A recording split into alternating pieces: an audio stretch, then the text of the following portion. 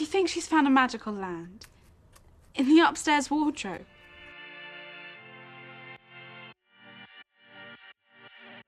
So, I've loved the Chronicles of Narnia since I was really young, and as far as the adaptations go, I quite like the first two movies as well. I'm excited and cautiously optimistic that Netflix has acquired the rights to the series, because for starters, it would be really nice to see a studio back the full story and not abandon it midway like Disney did. And yes, I know Netflix are notorious for cancelling their shows too early, but when it comes to this, since they've made a pretty big investment getting the rights, I'm hopeful that we will be seeing a full-fledged adaptation from start to finish. Something I can't stop thinking about is, if this Netflix adaptation were to get to the final book of the series, The Last Battle, I'm really interested in what the showrunners will do with the character of Susan, which is what this video is going to be about, because I both love and hate how Susan's story ends. Full spoiler warning for the whole series. Okay, very quick recap. Susan Pevensie is the second oldest sibling of the 4 Pevensie children. We first meet her in The Lion, the Witch and the Wardrobe when she's 12 years old. That is when she enters the magical world of Narnia for the first time, along with her siblings. The 4 of them were made kings and queens of Narnia, where they reigned for 15 years until they returned back to England and were back to being children. She appears again in the follow-up, Prince Caspian, where she goes to Narnia for the second and final time, because she and her older brother Peter are growing up and are too old to go back. From this point on, she's not really prominent in the story. In the next book, The Voyage of the Dawn Treader, Susan is on a trip to America with her parents, and it's only Lucy, Edmund, and their cousin Eustace that get to Narnia. She also has a minor part in The Horse and His Boy, which, in the timeline, is set during the Pevensie siblings' reign in Narnia. Okay, so when we get to the final book of the series, The Last Battle, this is when we encounter what many refer to as the problem of Susan. In 2004, author Neil Gaiman released a short story titled The Problem of Susan, where the protagonist, a professor who pretty much represents an adult Susan Pevensie, is interviewed by a literature student regarding the treatment of Susan as a character in the books. And this student pretty much lays out how messed up the ending is for Susan. I'll speak more about this short story later on, but here's a rundown of what this messed up ending for Susan is. In the world of Narnia, there's this place called Aslan's Country, which is very clearly an allegory for heaven. It is a divine, mountainous land with clear blue skies, green grass, colorful birds, and beautiful trees. It is a land that is not easily accessible. It is a place where time does not pass. Heaven. And what happens at the end of the story is that all the friends of Narnia, meaning all the humans on Earth who visited Narnia when they were children, enter Aslan's country. And the reason they do is because back on Earth, all of them die in a train wreck. All of them, except one character, Susan. Now you might think, well, good for her, she's kind of lucky she wasn't in this tragic random accident that killed her entire family, and she didn't die young. But that's not the idea that the text is giving us. Instead, the idea we're given is that Susan should and would have been with them. She should be there, welcomed into heaven with her sister, brothers, and parents. But the reason she isn't is because she is, quote, no longer a friend of Narnia. Has not your majesty 2 sisters? Where is Queen Susan? My sister Susan, answered Peter shortly and gravely, is no longer a friend of Narnia. Oh, Susan, said Jill. She's interested in nothing nowadays except nylons and lipstick and invitations. She always was a jolly sight too keen on being grown up. Grown up, indeed, said the Lady Polly. I wish she would grow up. She wasted all her school time wanting to be the age she is now, and she'll waste all the rest of her life trying to stay that age. Well, don't let's talk about that now, said Peter. When her brother Peter says she's not there because she's no longer a friend of Narnia, that has 2 meanings. First is the basic one, which is that the reason they were all in the train meeting each other is because they were getting together to talk about Narnia, which Susan doesn't want to do anymore because she no longer wants to talk about it and claims it was all make-believe. Therefore, she wasn't in the train wreck. But you're also supposed to take it in the metaphorical sense. These deaths weren't random. It was their time to be accepted into Narnia heaven. Susan was denied that, not because she wasn't physically in the train with them, but because she's no longer a believer in Narnia, and this is her punishment for that. Had she still believed, she would have entered Aslan's country with them, both literally because she would have been in the train with them, but also in the metaphorical, only true believers are accepted into heaven kind of thing. I'm sure you can see why people would have a problem with this, but just in case you don't, here we have a character who we know isn't evil, We care for her the way we care about the other Pevensie siblings because we've gone on this wonderful adventure with them. Yet she and she alone is singled out in a very harsh way. That little audio clip I played is all there is regarding Susan in the final book. She's a 21-year-old back in England who's lost her entire family in a train wreck, and no one seems to care. Our goodbye to this character is a small conversation, a footnote, where she's being spoken ill of by her own family. And what has she done to deserve this? Well, her big crime is that she no longer believes in Narnia. It just comes across as a really unfair and cruel way to treat her. I can accept that she has this character flaw that differentiates her from her siblings. In fact, I love it and I think it's really interesting, which I'll talk about in a bit. But what I can't accept is the idea that this flaw is worthy of her being discarded in the story like this. While everyone else gets to party it up in heaven and live happily ever after, she's thrown away in just a couple of lines. With all that being said, I think there is further analysis to be added because I don't agree with everyone that hates everything about this part of the story. And I think that a lot of the criticism we see over the treatment of Susan can be very reductive. Criticism that angrily condemns C.S. Lewis for doing this without taking into consideration what the intent of it was. What was it that he was trying to say? Because no, it is not simply that Susan found lipstick and boys that she was shut out of Narnia. It is far more interesting than that. Daughter of Eve, Susan. It's no revelation that the Narnia books are filled with religious allegory. Aslan's country representing heaven is just one of the many examples. You have humans being known as sons of Adam and daughters of Eve. You have Edmund getting coerced by evil and his desire for Turkish delight being the same as Adam and Eve getting coerced by evil and their desire to eat the forbidden fruit. You have Aslan dying for Edmund's sin and Aslan being resurrected after his death. You get the point. C.S. Lewis was very vocal about his Christianity and how his faith is represented throughout the books. This aspect of it never bothered me. Even though it isn't subtle at all, the religious stuff is still interwoven into a fully fledged fantasy story in an interesting and compelling way. And for all the examples of religious allegory that I could go through, I want to narrow it down to one thing: belief. C.S. Lewis wasn't always a Christian. In fact, he rejected Christianity in his early teens and lived as an atheist throughout his 20s. It wasn't until the age of 32 when he became a Christian, and he did so partly with the help of his close friend, devout Roman Catholic and author of The Lord of the Rings, Tolkien. So it isn't a surprise that in his book he wanted to demonstrate the lack of belief alongside the power of believing, because he's lived both sides of it. And I'm really happy he did that because it adds an extra dimension to the story. Even as a child, I found it fascinating that Narnia is a place that someone can see with their own eyes multiple times, that someone could have lived there for over a decade and yet still end up rejecting it and losing faith in it. And what character to better represent this than Susan? But of course not.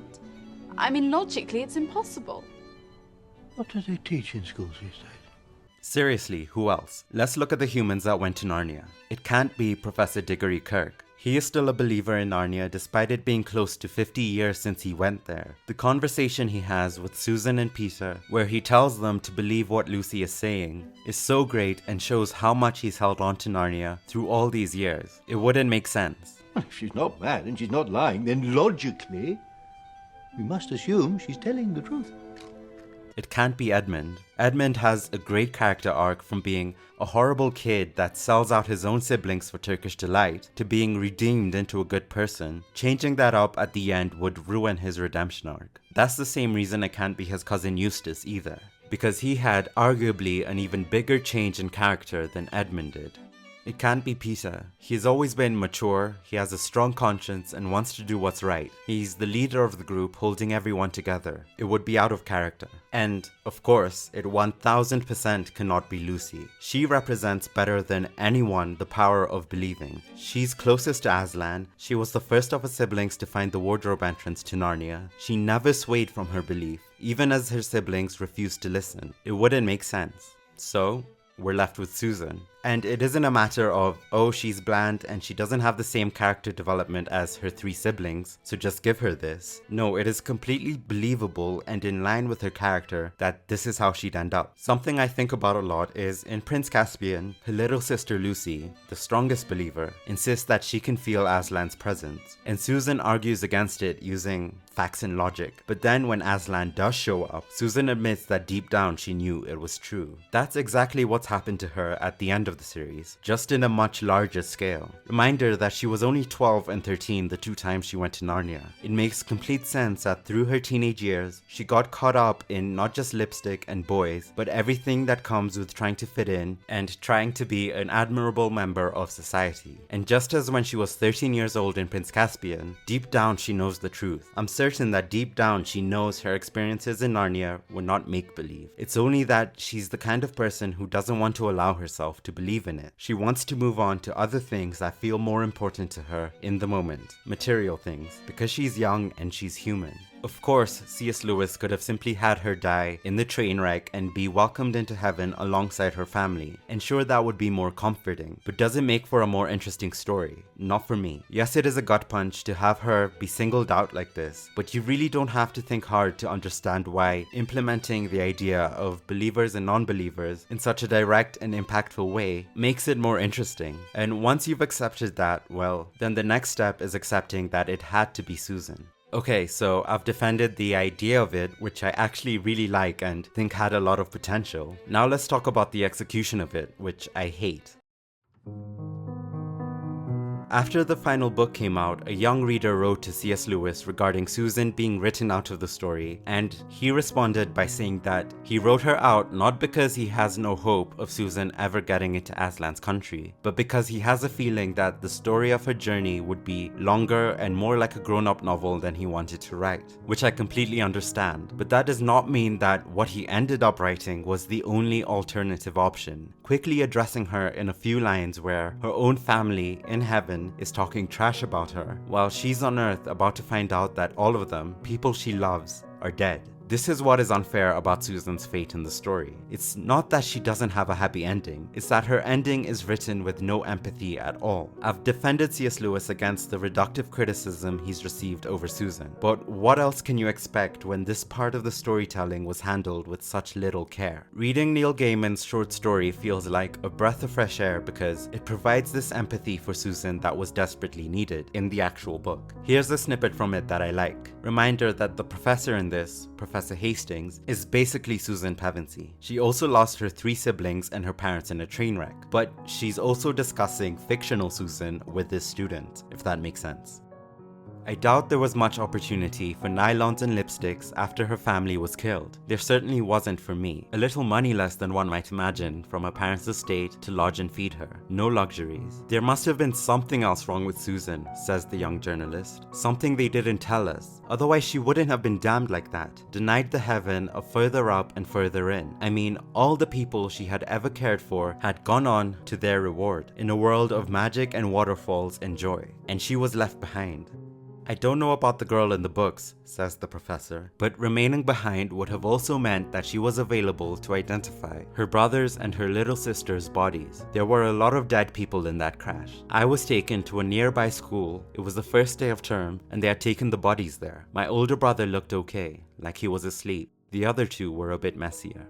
A little morbid, but what it does is, first of all, the book treats Susan losing her entire family as if it's no big deal. No acknowledgement over the immense loss she is going to feel. Neil Gaiman's short story forces us to confront the reality of it, which is that the whole thing is dark and morbid and Susan is living through an absolute nightmare on Earth. Readers can't put any thought into the idea behind why the writer excluded Susan from heaven because we're too focused on how there's no acknowledgement for how awful this is for her. What is an interesting idea is reduced down to characters simply saying Susan is materialistic and doesn't believe in Narnia anymore. Then they swiftly move on with their life in heaven. The reader is left behind thinking, what the hell? Surely there's something more. And we wouldn't feel that way if he did give us more, if he explained it better, and if he showed any bit of empathy for her. And secondly, what I love most about the short story is that it plants the seed that maybe the accident will be a catalyst for change in Susan's life. Her thinking changes, her priorities change, change, and this will set her on a path to Aslan's country. I can't believe the book didn't do this. C.S. Lewis didn't have to go on a long, profound, philosophical description of Susan's fate after the train wreck. However, what's baffling to me is that he didn't even bother to give us something small. How nice would it be to have a character like Lucy show concern for Susan and ask if she'll ever see her sister again. Ask if Susan will one day get to live in paradise with her family. And then you can have another character,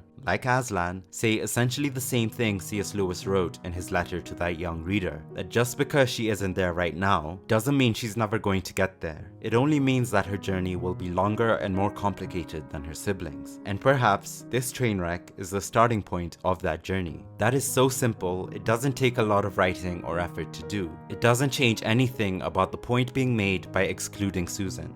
Yet it would make a massive difference in how the readers feel about this, and we wouldn't be left with that bitter taste. I have so much more I could talk about, but I'll leave it with one more major issue I have with it. And that is that the way it was dealt with, it kind of tarnishes Narnia and Aslan in the mind of the reader. To quote Professor Hastings in the short story, a god that would punish her for liking nylons and lipsticks by making her walk through a school dining room to identify the body of her little brother. Well, he's enjoying himself a bit too much, isn't he? Like a cat getting the last ounce of enjoyment out of a mouse. It's not just that Susan was thrown away in a couple of lines that is so painful. It is that the impression the reader gets, especially young readers, is that Susan is being punished in a really extreme way that does not match up to what she's done. It cannot be overstated that Susan shares similar priorities to most people on Earth. Almost all of us get distracted by material things. Almost all of us spend our childhood wanting to be an adult and our adulthood wanting to stay young. Narnia is supposed to feel welcoming.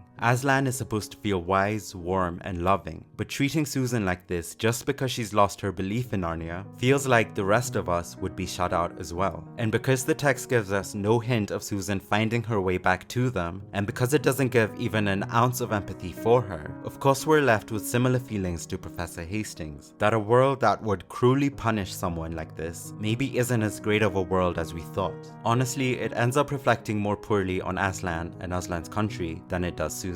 It is really disappointing that C.S. Lewis, who didn't find faith until his 30s, wrote what comes across as a bleak and hopeless ending for Susan, who is just entering adulthood. He, better than anyone, should know that it is not a hopeless situation for her, and he should have made it a priority to get that across in the novel. So yeah, I'm sure the people in charge of the next adaptation are aware that many readers are unhappy with Susan's fate, but I hope they don't therefore think that the right move is to completely rewrite it and, I don't know, have her get into heaven with the rest of the Pevensies. I hope they stick to what was intended, just do a better job of writing it with more care, do it with better explanation, do it while giving the audience some hope to cling to, do it with more empathy for Susan. Thanks for watching, bye.